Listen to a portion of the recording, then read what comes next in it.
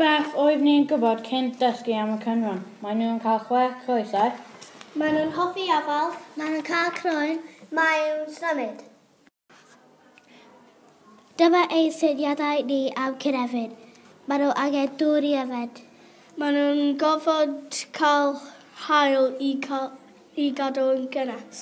Mae nhw hoffi afalau i cael dŵr a bwyd. Mae'n cael ocsigen. Rydym wedi chwythu gwynt trwy gwelltyn i gweld sut roedd Cynrhon yn ymateb. Roeddwn ni wedi rhagfynegu fod y Cynrhon wedi cael ei chwythu o'r parc. Rydyn ni wedi sylwi bod y Cynrhon yn chwythu y ffwrdd.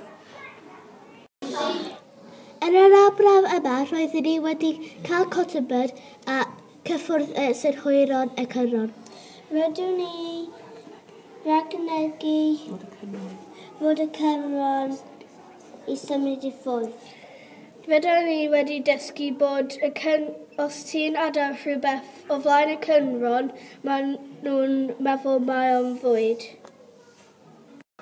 Yn yr arbrawf yma, roeddwn ni yn dipio cottonbud mewn lemonade a gweld os mae Cynrhon yn gallu aroglu.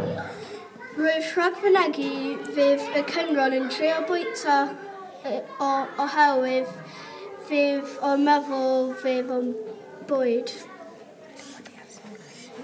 Rydym ni wedi sori bod yn Cynrhon yn cerdded ato fo.